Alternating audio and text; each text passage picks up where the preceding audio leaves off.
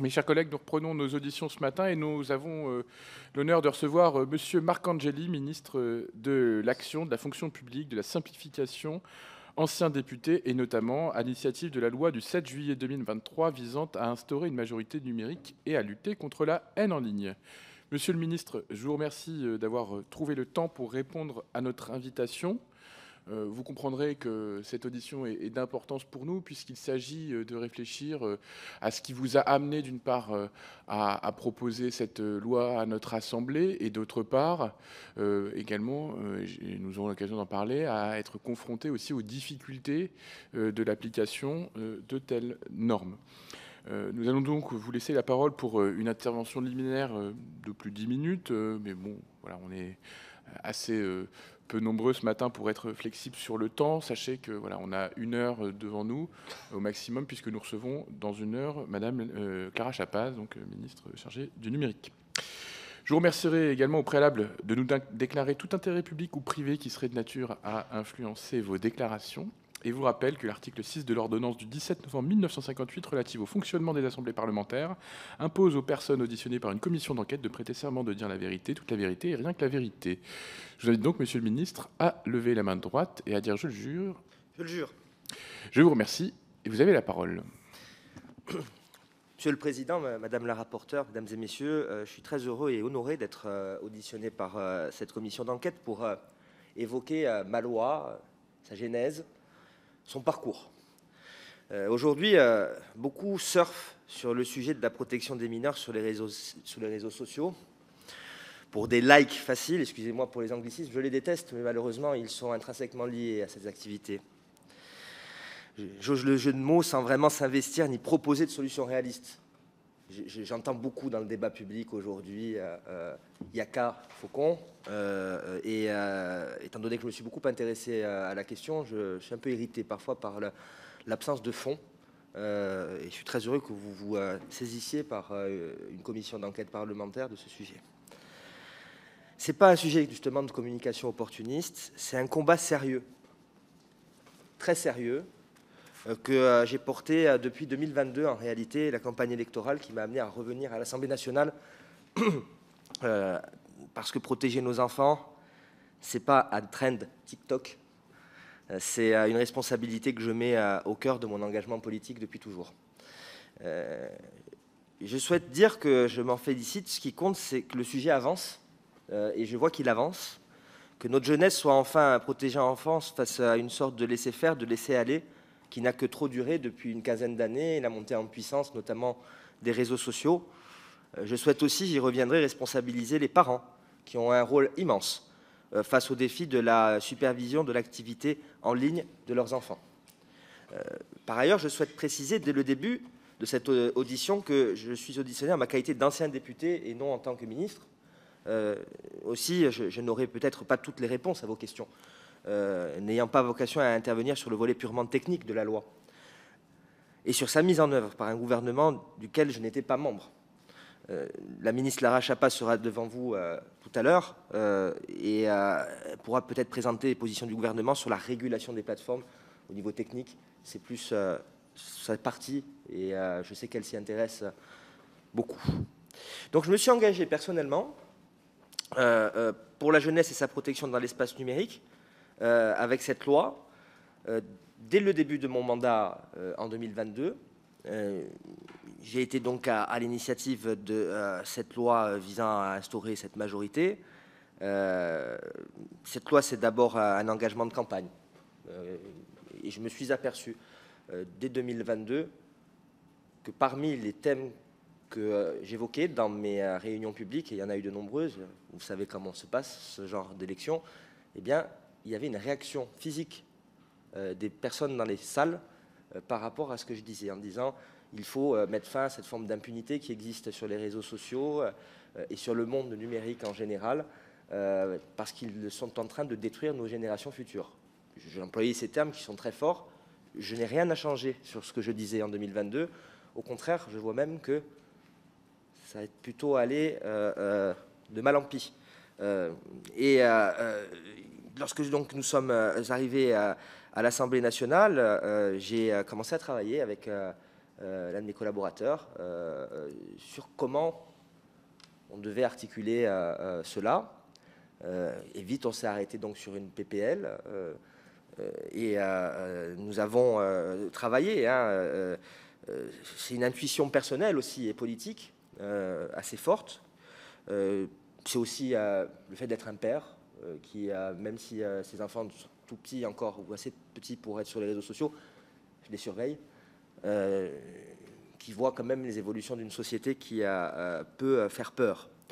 C'est un débat qui a, je pense, aussi lieu dans beaucoup de familles.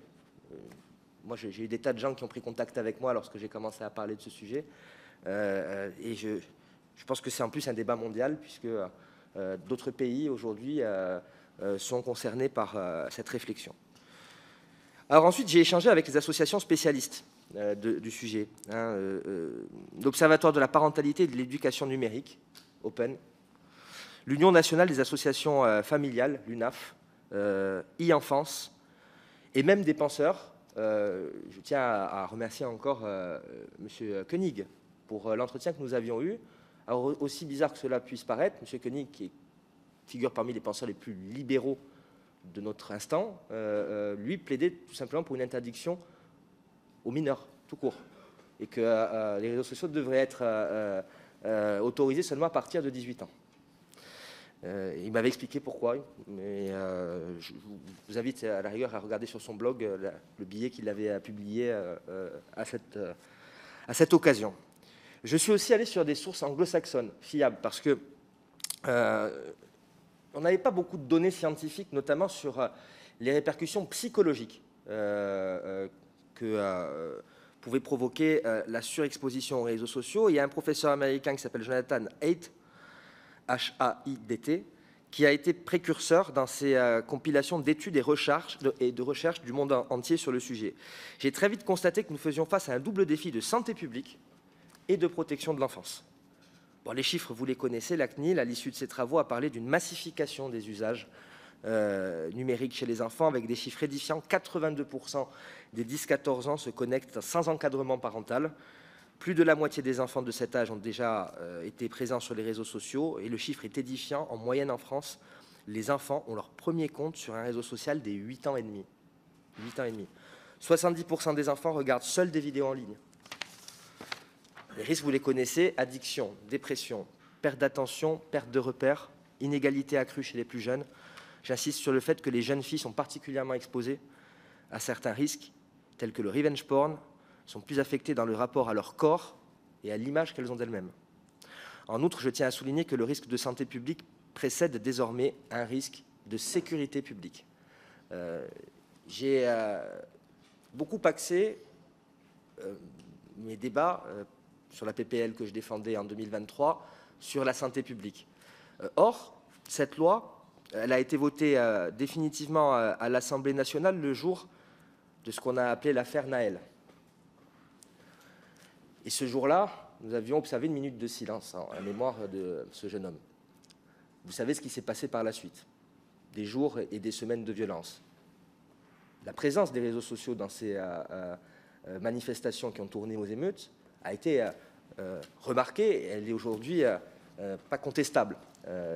Et notamment, connexion sur Snapchat pour donner des points de rendez-vous en vue de piller des magasins et de détruire des lieux publics.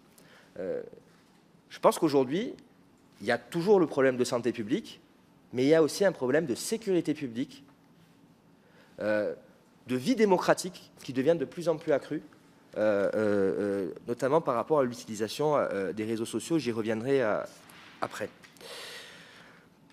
C'est donc en janvier 2023 que la loi elle a été proposée. Elle a été adoptée le 2 mars dans le cadre de la niche du groupe que j'avais l'honneur de présider, Horizon, puis au Sénat le 23 mai, avant d'être définitivement validée en CMP le 20 juin et promulguée le 7 juillet 2023. Ce processus parlementaire a été, il faut l'admettre, redoutablement efficace et rapide. Loin des polémiques stériles, il témoigne de l'importance de la question.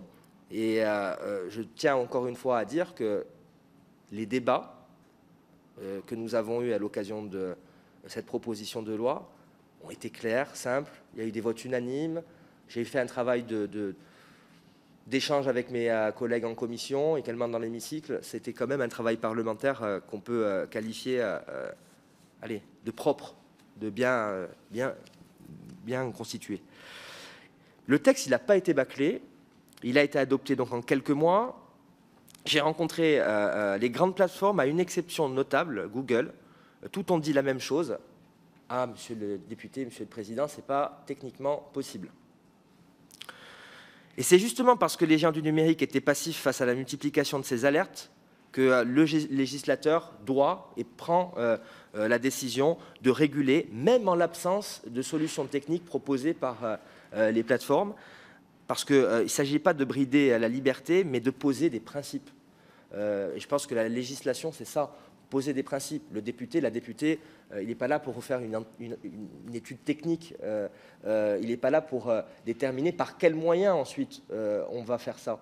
On est là pour, je pense, mettre les limites nécessaires à une vie démocratique, à une vie dans une démocratie libérale. Nous avons rencontré des difficultés dans l'application de ce texte du fait d'un décalage entre notre temps parlementaire et le temps européen. Il faut le dire. Ces entraves se lèvent progressivement aujourd'hui et je suis décidé à toujours aller plus loin et j'espère que le gouvernement auquel je participe va le faire. L'application de la loi est entravée non pas par une carence politique, mais une résistance européenne, il faut le dire. Le commissaire Thierry Breton, dans un courrier en date du 14 août 2023, a indiqué que la loi n'était pas conforme au DSA européen, au motif qu'elle fragmentait le marché unique. Vous m'a été là-dessus. Hein. Je disais hier à mes collaborateurs, lorsqu'on préparait la commission, ce n'est pas mes origines politiques, vous le savez, Monsieur le Président, Madame la rapporteure, mais ça m'a fait penser au slogan « Nos vies valent mieux que leurs profits ». Je m'explique. Lorsque je vois qu'on privilégie l'économie, le développement des plateformes, au détriment de la santé publique, de l'avenir de nos enfants, parce que c'est aujourd'hui attesté qu'il y a un problème, qu'il y a quelque chose, et que c'est une politique européenne, et je réaffirme ici mon engagement européen et ma détermination à le poursuivre, mais ça peut remettre quand même en question les meilleures volontés du monde, de mon point de vue, et surtout les engagements au service de la construction de l'Union européenne. Donc voilà, c'est par rapport à cela que donc on a été, je dirais, un peu houspillé. Hein. Je parle du gouvernement, c'est ma collègue Elisabeth Borne qui le dirigeait. Et elle avait été donc destinatrice de ce courrier de Monsieur le commissaire européen Thierry Breton. Il est aussi reproché à la France de ne pas avoir notifié le texte à la Commission 3 mois avant son adoption. Cette règle, elle a été fondée par une directive de 2015 et elle ne tient pas compte, en réalité, de notre procédure parlementaire qui permet à une proposition de loi d'être adoptée rapidement. Et c'est ça le problème en réalité. C'est le fait aussi que ce soit une PPL et non pas un PJL qui n'a pas donné le temps, on est sur de la technicité, de notifier 3 mois avant le texte à la Commission européenne. Et je rappelle quand même que le gouvernement n'a pas toujours la main sur le calendrier parlementaire. La niche parlementaire en est la meilleure démonstration. Les groupes décident librement de l'ordre du jour qui est le leur dans le cadre des niches parlementaires. Je m'y arrête quand même un instant. Il est simple pour le gouvernement donc de notifier dans les délais imposés 3 mois à la Commission un PJL, mais en parallèle, les propositions de loi elles ont pris une place prépondérante dans notre fonctionnement parlementaire, et ce depuis 2022, vraiment de la situation politique. Voilà, il est complexe de respecter cette obligation en l'état. La conséquence, elle est grave, l'inapplicabilité pure et simple du texte, quand bien même il aurait été voté à l'unanimité. Ça donne aussi une impression d'impuissance publique, excusez-moi de vous le dire, qui nous dessert tous, les gouvernements, les parlementaires, l'effet, je pense, est très dévastateur. Mais je ne veux pas aujourd'hui être seulement dans du négatif et du critique.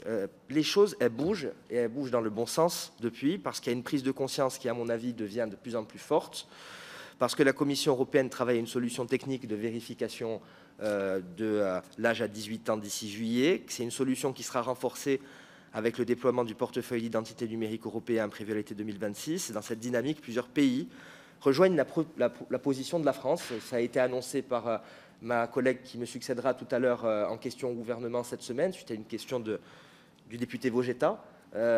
L'Irlande elle-même, qui est quand même connue pour être la principale hébergeuse de ces grandes plateformes au niveau européen, je cite ma collègue, serait prête à nous rejoindre dans ce combat. L'Europe est donc en train d'évoluer vers une position française. Je regrette tout de même qu'en dépit de ces avancées, la Commission exprime encore publiquement ses réserves sur le principe de majorité numérique. La commissaire Henna Virkkunen l'a fait récemment. In fine, je pense qu'il est souhaitable d'instaurer la majorité numérique au niveau européen avec une tolérance d'ici là de la part des instances européennes afin que chaque État puisse introduire dans son droit national la majorité numérique, même temporairement. Donc je tire de cette expérience la conviction renouvelée que la technique doit emboîter le pas aux politiques. Nous ne devons pas nous arrêter d'agir sur le sujet pour des raisons techniques évoquées par les plateformes. Notre rôle, je vous le disais, c'est de fixer la ligne vers laquelle les évolutions techniques doivent tendre. Notre rôle, c'est pas d'écrire des lignes de code ou des algorithmes, mais de dire ce qui est juste et nécessaire. Et si on attend que la technologie soit parfaite pour agir, nous n'agirons jamais. La politique doit dire et doit faire à partir de 15 ans. C'est oui, avant, c'est avec l'accord des parents. Les solutions techniques existent. Les opérateurs mobiles français pourraient, par exemple, proposer des solutions de preuve d'identité, mais ils ne sont pas seuls. De nombreuses entreprises pourraient proposer des solutions souveraines respectueuses de la vie privée. Mon texte, c'est qui est une première pierre d'un édifice en construction, permet en effet d'entraîner la France, l'Europe. C'était sa vocation. C'était un texte lanceur d'alerte, un petit peu, allez, disons-le, mais les choses avancent et c'est très bien. Et évidemment que mon texte n'est pas parfait, aucune régulation ne l'est. Je n'ai jamais eu la prétention de porter à moi seul la vérité. Et cette loi, nous l'avons votée, c'est une pierre, je l'ai toujours dit, à un édifice qu'il faut bâtir de manière plus ambitieuse encore parce qu'il y a beaucoup de sujets derrière le sujet de l'exposition aux réseaux sociaux. Si celle-ci ne s'applique pas parfaitement aujourd'hui, il reste encore des actions à mener, au niveau français comme au niveau européen. Je me réjouis de la prise de position du président de la République dernièrement. Le fait que lui-même le dise, c'est très bien. Et puis, franchement, je pense que son poids peut être décisif dans le cadre des discussions qui peuvent se nouer au niveau européen. Donc, la Commission me semble un peu embarrassée, je conclurai un peu là-dessus, par cette question. Et avec l'adoption de la loi, on a initié un combat au niveau européen. Je pense qu'il faut s'en réjouir. On voit bien qu'il y a beaucoup de gens qui nous emboîtent le pas.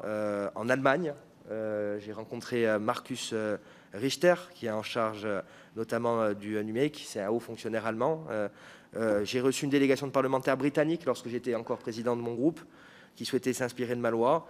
Et puis même en Italie, on voulait prendre contact avec moi. Donc je crois qu'il faut vraiment aller vers cette coopération européenne. Et je me réjouis, Monsieur le Président, de l'annonce de la mission gouvernementale qui vous a été confiée avec le député Stéphane Vogetta pour prolonger ces travaux. Voilà. Je vous remercie. Je suis prêt à répondre à vos questions. Merci, Monsieur le Ministre. Et je me permettrai, avant de céder la parole à Madame la rapporteure, une remarque, parce que vos propos résonnent beaucoup en écho avec le parcours de la loi influenceur, vous savez, qui a été elle-même déposée en janvier 2023, votée en juin 2023, en 6 mois, on a réussi, comme vous, à franchir toutes les étapes pourtant d'une procédure législative, d'initiative parlementaire qui parfois peut prendre des années, ce qui montre la conscience collective au sein du Parlement de la nécessité d'avancer sur ces sujets. Mais nous étions dans la même lettre du commissaire Breton, avec les mêmes questionnements en termes de procédure de notification, avec le même sentiment d'impuissance et en même temps avec le même sentiment de nécessité à faire avancer ces sujets à l'échelle nationale et européenne, avec des arguments de santé publique, d'ordre public, qui ne peuvent simplement se voir opposer les principes du marché unique, qui ne sont ni sacro-saints, ni absolus, et pour lesquels nous devons aujourd'hui encore, enfin contre lesquels nous devons encore aujourd'hui continuer de lutter. Voilà, donc je vais laisser la parole à Madame la rapporteure, mais on aura l'occasion de prolonger ça dans les échanges. Merci beaucoup, Monsieur le Président. Merci, Monsieur le Ministre, de votre présence, d'avoir pris le temps de venir témoigner et puis peut-être en effet nous redire quel a été le processus législatif. Moi, je voulais savoir si vous aviez eu des contacts à la fois pendant l'élaboration, pendant le processus de vote et d'examen de la loi avec en effet des institutions européennes, parce que vous saviez à l'époque en effet que le droit européen était bien là au-dessus de nos têtes. Et est-ce que à la suite du courrier de Thierry Breton, vous avez eu des échanges ensuite formels ou informels avec la Commission européenne? Ou est-ce que ça s'est arrêté là? Donc, Madame la rapporteure, d'abord, c'est vrai que je savais qu'il y avait, parce qu'en même temps, il y avait le calendrier concordé avec les directives européennes qui ont été proposées par M. Breton. J'étais en contact uniquement avec, à l'époque, le ministre des Affaires étrangères d'aujourd'hui, qui était ministre du numérique et qui essayait de m'informer en temps réel de ce que l'Europe était en train de réaliser. D'ailleurs, vous avez eu la loi Sren, qui est également venue se superposer. En réalité, je n'ai pas eu de contact direct avec la Commission européenne. Celle-ci s'est juste contentée de prévenir le gouvernement lui-même. Il était envisagé dans le DADU, pour être totalement complet, d'essayer de permettre l'application du texte, mais la situation politique a été ce qu'elle a été. On a changé de gouvernement en janvier 2024. Il y a eu des élections européennes qui reprenaient dans le programme Renew cette proposition, soit dit en passant. Et je n'ai pas eu de contact avec la Commission européenne. J'ai des députés européens, naturellement, qui m'ont fait savoir qu'ils étaient disponibles pour porter ce combat. Merci beaucoup.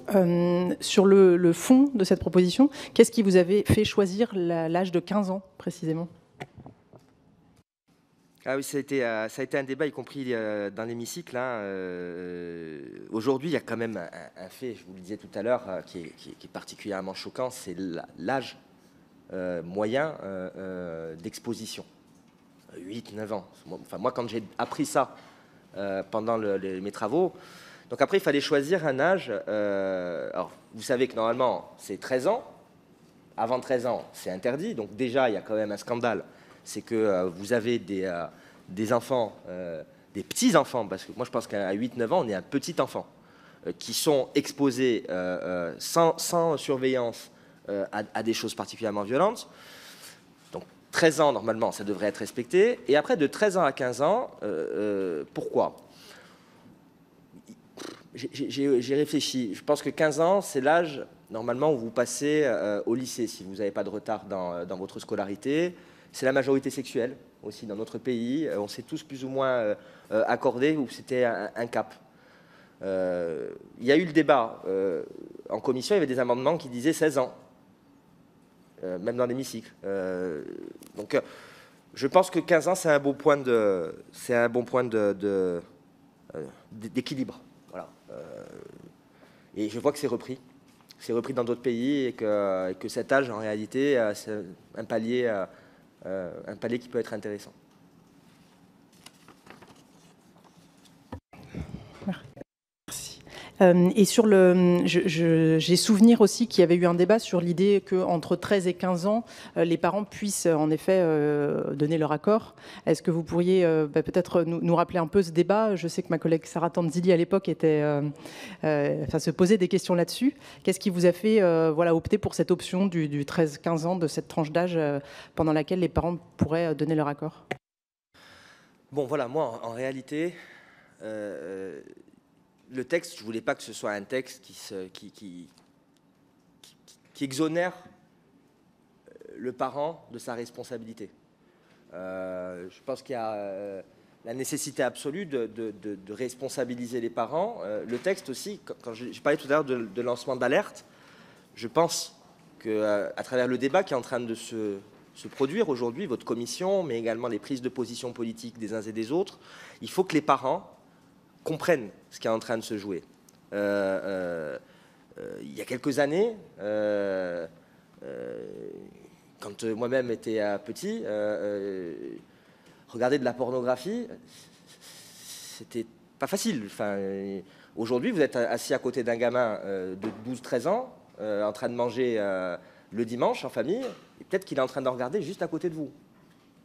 Et ça, c'est un signe d'impuissance publique, mais également parentale.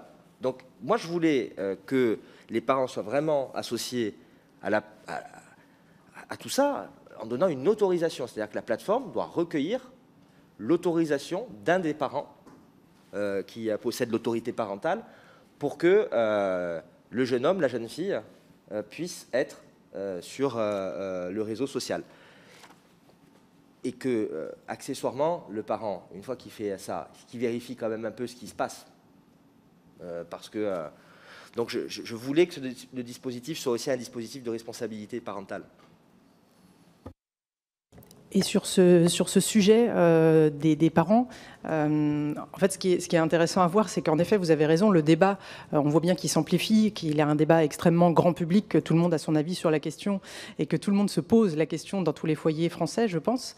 Et on voit bien, moi je vois sur les commentaires sur les réseaux sociaux, lorsqu'on publie des vidéos sur le sujet, qu'on a l'impression qu'il y a un débat entre les Français sur c'est la faute des plateformes, c'est la faute de l'État, c'est la faute des parents.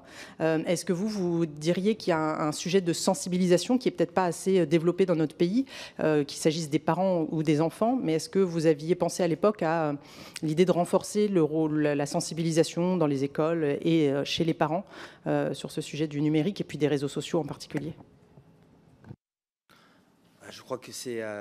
on parle de quelque chose, j'ai souvent employé le terme de civilisationnel pendant le débat. Et donc quand on parle de civilisation, je pense que le rôle des parents, il est essentiel parce qu'un parent, c'est un guide, c'est quelqu'un qui nous accompagne du début de notre vie jusqu'à l'âge adulte, où on a une certaine autonomie et qui nous apprend des principes et des valeurs. Aujourd'hui, je pense qu'il y a une forme... Alors, des fois, il peut y avoir un déni, ce qui est coupable. C'est-à-dire qu'on ne s'aperçoit pas que son enfant va mal, qu'il a un comportement, on le voit bien quand les drames se jouent, hein, et qu'après on nous déroule le fil. Oui, peut-être que je m'apercevais qu'il avait un problème, qu'il était un peu renfermé, mais je ne pensais pas qu'il allait aller jusqu'à se suicider. Je l'ai lu, malheureusement, à de nombreuses reprises.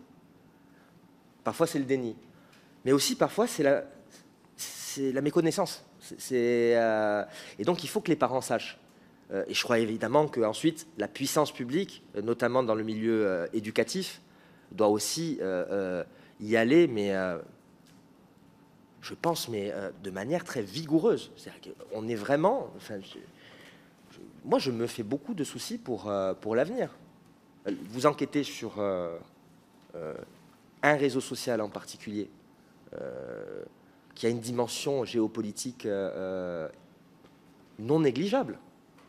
Et moi, je fais partie de ceux qui pensent qu'aujourd'hui, on est en train de vouloir rendre des générations entières de femmes et d'hommes complètement démunies dans la compétition mondiale et dans le rapport à d'autres grandes puissances. Et que l'Europe est en train de s'avachir. Donc l'idée, c'est que les parents, qui aujourd'hui ont encore l'autorité, stoppent cette descente aux enfers, parce que c'est une descente aux enfers pour moi, ce qui est en train de se passer au niveau des réseaux sociaux. Donc les parents doivent être au centre du jeu.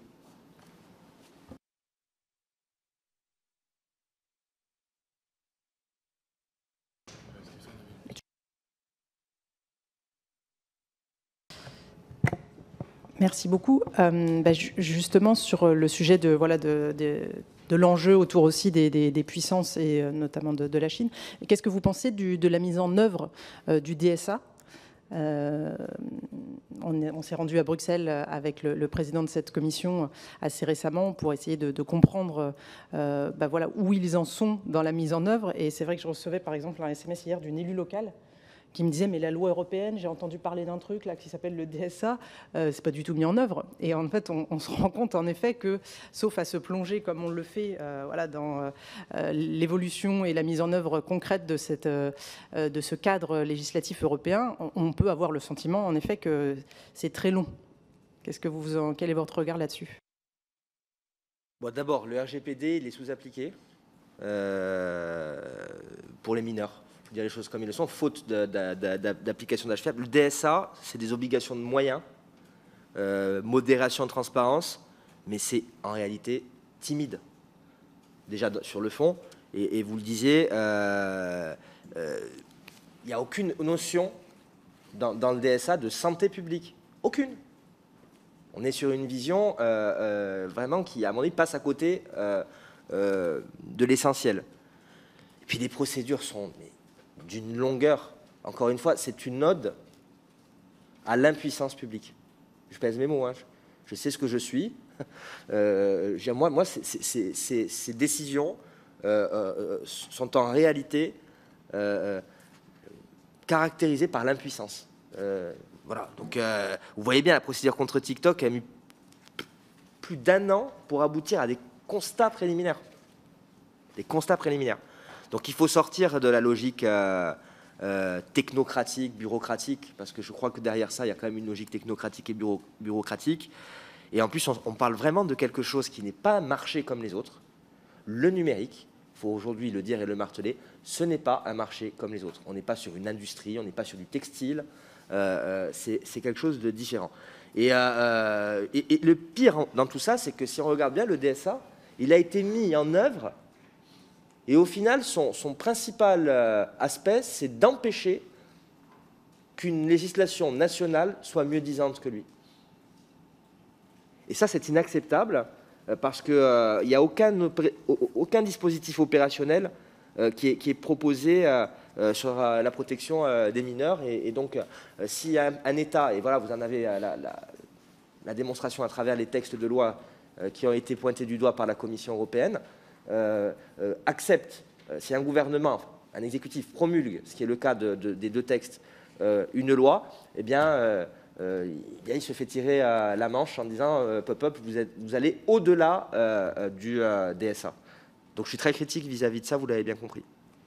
Je me permets de faire rebondir sur ce point. La Commission européenne et les services qu'on a pu rencontrer à la DG Connect nous expliquent qu'ils ont besoin de temps pour pouvoir avoir des constats solides face à des risques juridiques importants, parce que derrière, en fait, les plateformes contestent en général les sanctions qui leur sont imposées. On a discuté aussi avec la CNIL irlandaise, qui elle-même voit ces décisions contestées à l'échelle européenne.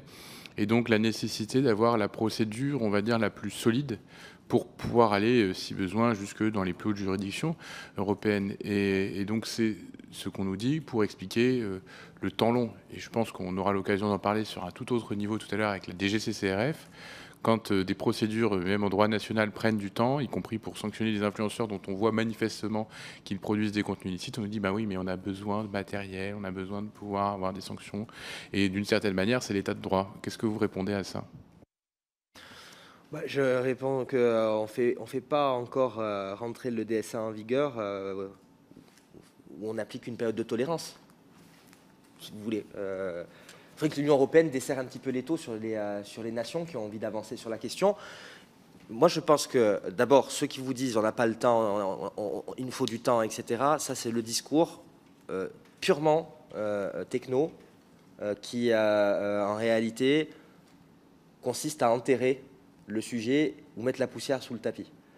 Et sans vouloir, je ne suis pas un complotiste, vous savez, je suis quelqu'un de très mesuré en règle générale, mais je sais que ces plateformes, elles font peur, elles représentent quand même des géants aujourd'hui, économiques. Mais je pense qu'on a eu des exemples dans l'histoire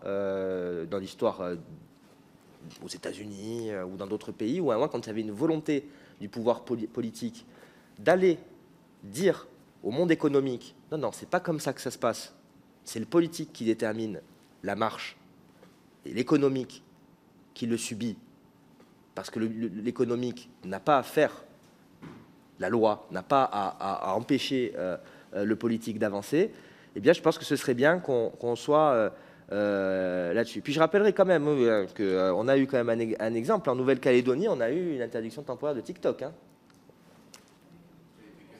Je sais qu'elle a été cassée. Mais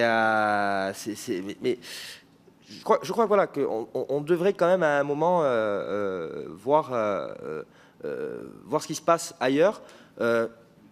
Et j'insiste sur le fait quand même, quand vous voyez ce que la Chine fait en matière de régulation des réseaux sociaux, alors peut-être pas forcément une authentique démocratie, voilà. Donc moi, pour moi, la réponse, ouais, il faut du temps, c'est un peu la réponse, ouais, on verra.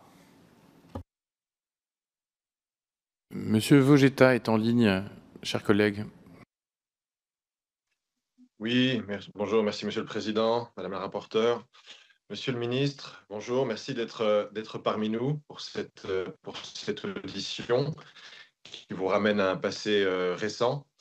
Je vous écoute et effectivement, comme l'a très bien dit Monsieur le Président, cela me rappelle à une bataille que nous avons menée en parallèle à la vôtre, celle de la loi influenceur, sur laquelle, à l'époque, avec le soutien du gouvernement, je tiens à le souligner, nous avions pu résister aux injonctions de Thierry Breton et de la Commission européenne, qui étaient, in fine, très similaires à celles qui vous étaient faites, à savoir modifier substantiellement la loi et voire, pour simplifier, l'abroger si possible, afin d'aller dans le sens de la Commission. Nous avions résisté, notre loi a été appliquée, tout comme la vôtre, elle a inspiré à l'étranger, elle a été reprise dans de nombreux pays européens. Et donc, nous en félicitons. Pour nous, cela confirme la nécessité d'être volontariste sur ce sujet. Un sujet important. Vous avez rappelé les données du problème. On est face à une catastrophe éducative et sanitaire. Et si vous, même si vous avez repris un slogan plutôt associé à la gauche, mais même si vous et moi, nous sommes des libéraux, je pense, un peu plus libéraux économiquement, et nous défendons la liberté sous toutes ses formes, mais nous ne défendons certainement pas la liberté de voir nos enfants et d'accepter de voir nos enfants se faire déglinguer devant nous, génération après génération, sous nos yeux, sans rien faire. C'est pour ça qu'il faut agir. Je suis, comme vous, préoccupé par le fait que, tout en étant très pro-européen, nous ayons cédé nos prérogatives de régulation et de législation des grandes plateformes à Bruxelles. Si nous l'avons fait, c'est pour voir Bruxelles agir, et ça n'est certainement pas pour voir Bruxelles organiser notre impuissance. Dans ce sens, l'audition à laquelle M. Breton a assisté et a participé il y a quelques semaines n'a pas été entièrement satisfaisante, puisque en tant qu'ex-commissaire, il nous enjoint, il nous invite à agir, à prendre des initiatives et à tenter de peser sur les choix de Bruxelles. Mais en même temps, en tant que commissaire à l'époque, il avait fait tout le contraire de ce qu'il nous invite à faire aujourd'hui. La question que je vais vous poser, monsieur Marcangeli, elle est assez spécifique. Je ne sais pas si vous vous souvenez, mais dans le cadre d'un projet de loi DADU qui a été voté il y a un an, nous avions, en fait, dont j'étais rapporteur, nous avions notamment réussi, alors je vais lire précisément l'état final du texte, mais nous avions fait modifier la loi pour que pour que soit réduit de 6 mois à 3 mois le délai laissé au gouvernement pour remettre au Parlement un rapport sur les mesures d'adaptation requises suite aux observations de la Commission européenne quant à votre loi. Monsieur Marcangeli, avez-vous connaissance de ce rapport? Ce vote, cette loi, cette DADU, PJL DADU a été voté il y a un an. Avez-vous eu connaissance de ce rapport? Ce rapport a-t-il été produit par le gouvernement? Et si oui, quelles sont ses conclusions? Et sinon, effectivement, par ailleurs, je vous invite, en tant que membre de ce gouvernement, effectivement, à vous joindre à nous, à votre collègue Clara Chapaz et à vos autres collègues, pour être à l'avant-garde de ceux qui vont créer, s'il le faut, un rapport de force avec Bruxelles pour contraindre Bruxelles à agir dans le sens qui est maintenant celui que semble désirer la plupart des pays européens, en tout cas une majorité, et en tout cas ce qui me semble correspondre à une attente populaire en France, notamment quant à la création d'une majorité numérique, voire une interdiction des réseaux sociaux pour les moins de 15 ans. Je vous remercie. Merci, monsieur le député. Bien sûr que j'ai connaissance de ce rapport, et sans vouloir dévoiler ce qui va être dit par ma collègue, je peux vous dire d'ores et déjà que c'est elle qui va vous présenter un certain nombre de choses liées à ce rapport qu'elle a en sa possession, tout à l'heure, dans ce sera décidé par votre commission. Très bien. Merci, madame la rapporteure. Moi, je voulais aussi vous interroger, mais peut-être je me doute peut-être de votre réponse, mais on a auditionné, vous savez, les plateformes, enfin TikTok en particulier la semaine dernière, les dirigeants, et puis avant-hier, d'autres plateformes, et on a quand même, enfin c'est plus qu'un sentiment, c'est-à-dire ils se renvoient la balle aujourd'hui sur le sujet de la vérification de l'âge, en disant, même à coup de grande publicité sur nos antennes, en disant il nous faut une réglementation européenne, et puis TikTok, les dirigeantes de TikTok elles-mêmes nous expliquaient que techniquement, elle pouvait le faire, mais qu'elle préférait attendre que tout le monde le fasse en même temps.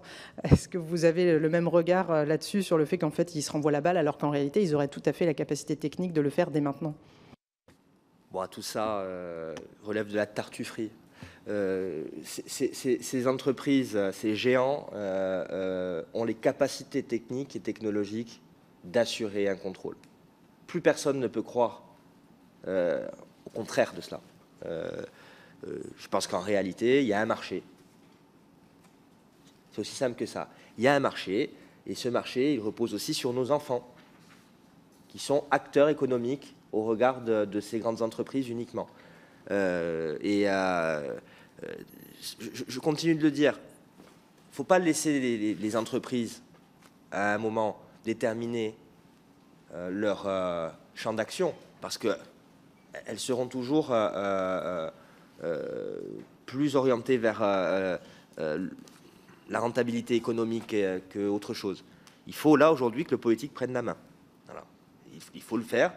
Et je crois que c'est un débat mondial. Vous voyez bien, même en Australie, il y a des décisions qui ont été annoncées.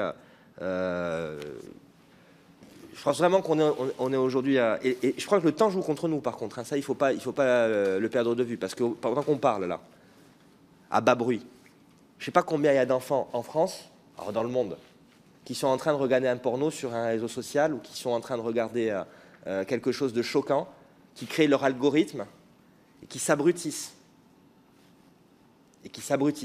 Au moment où nous parlons là. Je crois que si on avait la réalité et la véracité du chiffre, là, on rentrerait tous chez nous avec la boule à l'estomac. Merci. Monsieur Vogetta, des questions? Une réflexion plus qu'une question. Moi, je suis toujours en réflexion vis-à-vis du rôle de Bruxelles. Moi, ce que j'ai constaté, Monsieur Marcangeli, et ça revient sur vos propos, ça va dans le sens de vos propos, c'est qu'effectivement, nous sommes amenés ici à Paris à rencontrer les acteurs du numérique, les grandes plateformes, leurs représentants, leurs responsables d'affaires publiques. Mais ce que je constate et ce que m'ont confirmé certains d'entre eux, c'est que l'immense majorité des budgets de lobbying, on va appeler ça comme ça, de ces plateformes, il n'est pas dépensé à Paris, il n'est pas dépensé en Irlande, il est dépensé à Bruxelles. Donc effectivement, je pense que d'une manière ou d'une autre, cela pèse sur les lenteurs et ce que vous avez qualifié comme la tartufferie. Mais effectivement, n'oublions pas, et on l'a écouté de la bouche de TikTok d'ailleurs l'autre jour, n'oublions pas que ces plateformes se réfugient derrière l'inaction de Bruxelles et l'absence de règles claires pour dire, tant qu'il n'y a pas de règles claires, je ne serai pas le premier. Et c'est logique de leur part, puisqu'ils sont dans une guerre de parts de marché, et qu'ils savent très bien qu'en captant des utilisateurs de 10 ans, de 9 ans, de 11 ans, et en les fidélisant, eh bien, ils assurent leur part de marché d'ici 5 ans, 10 ans, sur ces jeunes adultes qui seront en mesure de consommer et de dépenser leur argent sur les plateformes de commerce de TikTok ou d'autres. Donc, c'est absolument logique de la part de ces acteurs, mais c'est une logique que l'on ne peut pas accepter. C'est une logique que l'on doit contraindre en tant que politique. C'est notre responsabilité. Et je tiens à vous remercier d'avoir fait un premier pas dans ce sens. Merci.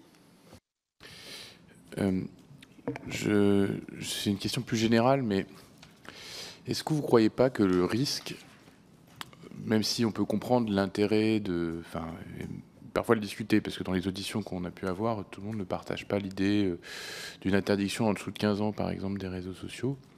Et à titre personnel, moi, je suis plus aligné sur l'idée pas en dessous de 13 et un usage contrôlé entre 13 et 15, qui revient à l'esprit de votre loi, et ce qui n'est pas exactement, pour le coup, ce que dit le président de la République ou la ministre du numérique. Mais disons qu'il y a, voilà, il y a au moins un moment où c'est accompagné et on ne tombe pas tout de suite dans le grand bain. Donc voilà, cette idée de progressivité, je l'ai trouvée plus intéressante. Mais au-delà de ce sujet-là, est-ce que vous ne croyez pas que le risque, et que vous avez dénoncé tout à l'heure le côté un peu démagogique des annonces un peu comme ça de protection des mineurs qui ne sont pas suivies des faits, c'est pas finalement d'impuissanter le politique ou de donner le sentiment de son impuissance?